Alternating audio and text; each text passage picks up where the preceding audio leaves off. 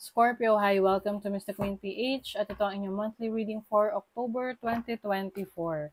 If you're interested in private readings, meron tayong link sa description at sa pinned comment. Pakicheck nyo na lang information kung paano mag-book for a private reading.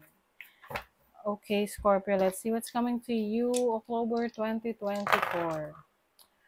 Okay, you have the third house, Taurus, moon in Taurus in the third house. Okay, I think you're going to have mga close connections ngayong October.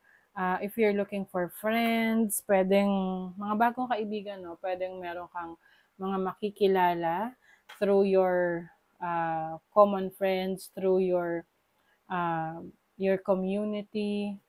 I think you will be taking care of, parang mas aalagaan mo ngayon yung mga tao sa paligid mo, yung mga mahal mo sa buhay. Some of you, pwedeng magkaroon ng, let's say, issue or parang emotional issue or relationship with your sibling na tipong pwedeng meron kayong hindi mapagkaintindihan lalo na pagdating sa pera, no? Some of you naman, pwedeng meron kayong bagong interest na gusto nyong pag-aralan. Because the third house is also about learning, researching, new ideas. And some of you, meron din kayong bagong idea na pagdating sa business, no? Na pwede nyong pagkakitaan, especially online. Let's see what else. Scorpio. Fear. Uy, may takot. This can be fear of your past or fear of trying new things. Oo. Kaya ngayong October, anong tawag dyan? Nire-recommend. Oo, na sumubok kayo ng mga bagay na kinakatakutan nyo, pero hindi naman talaga nakakatakot. Alam mo yun, parang ano lang kasi, sabi nga nila, face your fears, live your dreams. Oh, no fear. You also have travel, ayan. So, yung iba siguro, hindi kayo masyadong naglalabas or nag-explore. Maybe because you meron kayong fear of heights, fear of anything like sa water. So, ngayong October, I feel like you are going to face your fear. Haharapin mo yan. Water, ayan, emotions. You are going to be so intuitive. Malakas yung instinct mo ngayong October. And maari ring meron kayong mga haharapin na energy from the past na finally you may be letting go of it or parang i-confront mo na. Let's say, example lang, no? Person from the past na ayaw mong makausap, pero magkakaroon kayo ng pagkakataon na mag-usap para ma-settle at maayos kung ano man yung naging issue ninyo. Minsan kasi hindi naman kailangan magkabalikan para may maayos, 'di ba? Minsan kailangan lang magkapatawaran. Your overall energy. Oh, the Three of Swords. Bakit? Merong grief, my heartbreak. Let's see what else. The Lovers. Yes, kind of emotional kayo ngayong October, Scorpio. Maybe because it's your birth season din. Later part ng October. You have the Ace of Cups. Okay.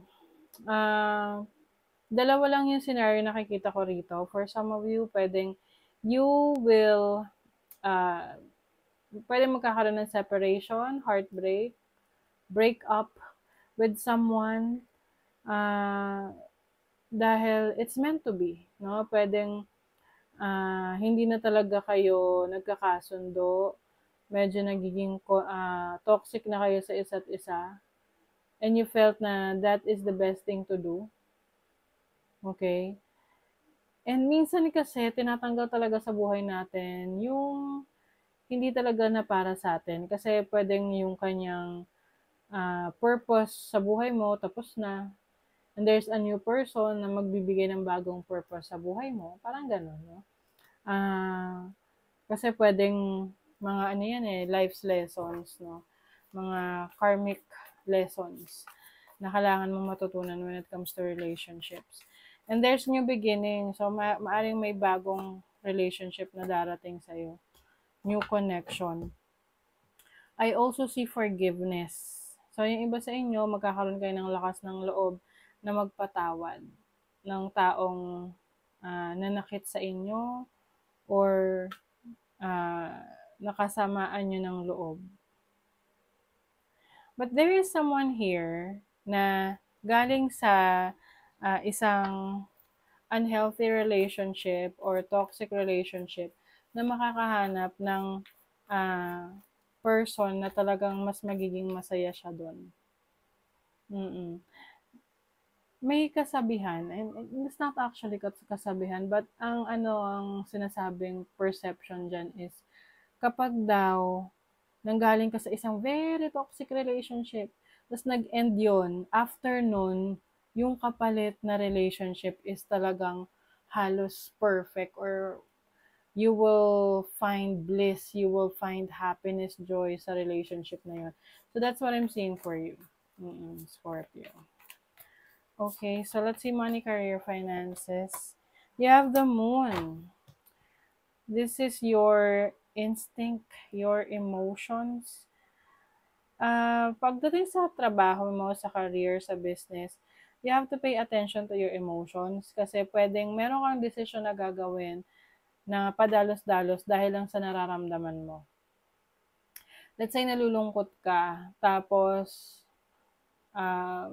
meron kang bibilhin kasi akala mo makakapagpasaya sa'yo yun. Pero nung nabili mo na, yes, sumaya ka, pero mga ilang oras lang, pero bumalik ulit yung lungkot mo. So, it's about you na hahanapin mo talaga yung reason, yung pinanggalingan, yung pinagmulan nung kalungkutan na yon, no? So, just an example. So, you have to pay attention to your spending habits ngayong October. And when it comes to your finances din sa career path mo, yung iba sa inyo parang meron kayong nararamdaman na you don't want to continue working for that company. Pwedeng may plans kayo of leaving, or mag-resign. So, kailangan pag-isipan nyo talaga munang maigi kasi syempre, major decision yan eh. Kung meron ka pang ibang source of income, dapat planado rin, no? Para hindi mo pagsisihan. Sa relationship, you have the Hanged Man. Meron kayong mga iniiwasan na tao na kausapin.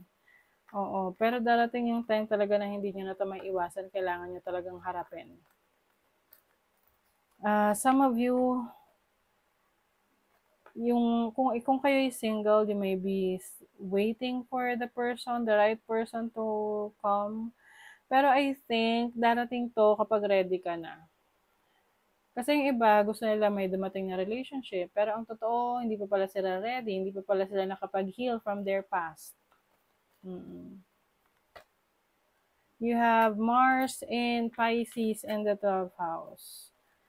So, yung iba sa inyo talaga merong iniiwasan na naharapin.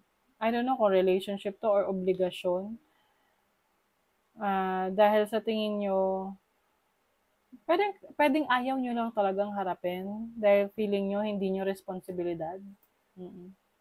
You have Moon in Gemini in the 3rd house and Mercury in Capricorn. Uy, pagdating sa work, trabaho, career, marami kang ideas ngayon para mas mapaunlad mo yung trabaho mo, yung business mo, career path mo. So, ito yung kanina ito yung some of you are feeling sad about something. So, pwedeng hindi ka na masaya sa career mo, sa trabaho mo, so susubo ka ng iba, you're going to let go of that. And I see yun na magiging madali rin naman sa'yo na makapag-adapt sa mga bagong kabanata na haharapin mo. Yung mga bago mong endeavors, let's say may bagong work ka, bagong career, mabilis kang makapag-adapt kasi you are skilled, marami kang galing, kaalaman. Seize the moment in life and love or lose it forever. Yes. So, papahalagahan mo ang bawat oras, panahon na meron ka. No? Kasi, uh, importante sa iyo ngayon yung present moment.